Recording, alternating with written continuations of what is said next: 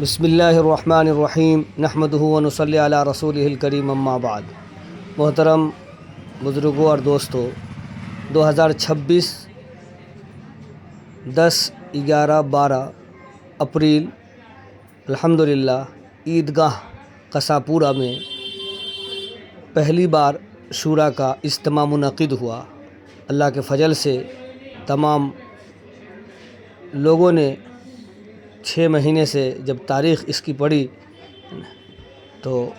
جد و جہد کیا، دعائیں کی، روزے رکھے، عملیات کی۔ اللہ کے فضل سے یہ 3 دن کا یہ اعمال، تعلیم اور تشکیل اور دینی تمام حالات کو الگ الگ طریقے سے، الگ الگ انداز میں، صبر کو، شکر کو، اللہ کے راستے میں نکلنے کو، نماز کی اہمیت کو اور تمام دینی فرائض کو، دینی زندگی کو، سنت کو، شریعت کو، قرآن کو ذکر کیا گیا۔ اور اس کا ایک ہی مقصد تھا کہ میرے زندگی کا مقصد تیرے دین کی سرفرازی، ہم اسی لیے مسلمان، ہم اسی لیے نمازی۔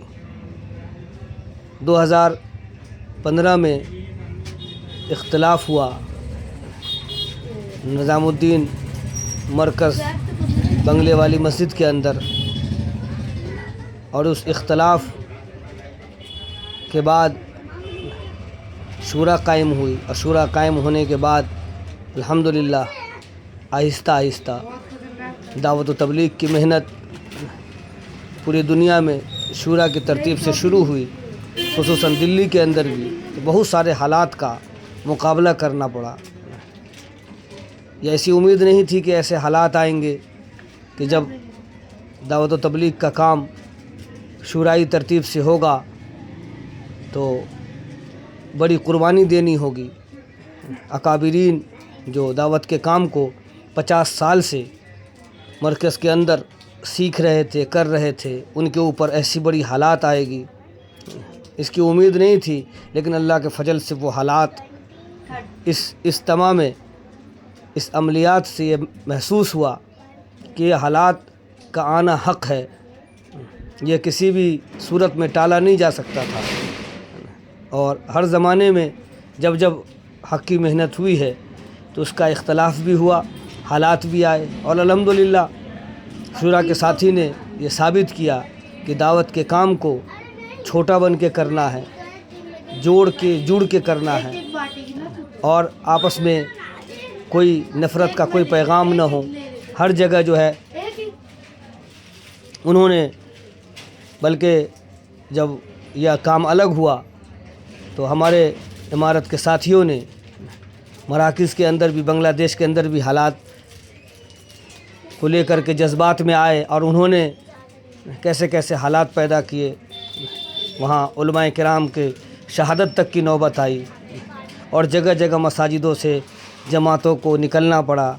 اور نہ جانے کتنے ائمہ کرام نے جب یہ کہا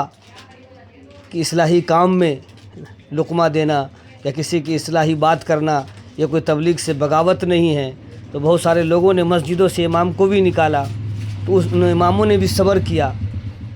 تو صبر کا پھل میٹھا ہوتا ہے، اور صبر اور شکر میں ہی پورا دین ہے۔ تو پورے ملک پہ، خصوصاً ہندوستان کے اندر یہ بہت مشکل تھا،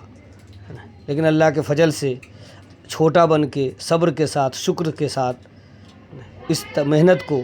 کما حقہ کیا، جس طریقے سے 3 اکابرین نے، اور پورے ہندوستان کے بڑے بڑے جو ادارے ہیں، دعوت و تبلیغ کی جو ترتیب مقبول و معروف تھی، دارالعلوم دیوبند سے لے کر کے مظاہر العلوم شاہی مراد آباد، اس کے بعد سری لنکا، بنگلہ دیش، ساؤتھ افریقہ، پوری دنیا میں جتنے بھی بڑے بڑے ادارے ہیں، سب کی تائید، یہ جو دعوت و تبلیغ کی جو اصل کہ کوئی شکل و صورت نہ اس کا بگاڑ سکے، تو ان تمام قربانیوں کے بعد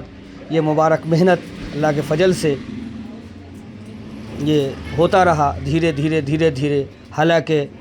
شورائی نظام کو لے کر کے بہت سارے ہمارے بیچارے جو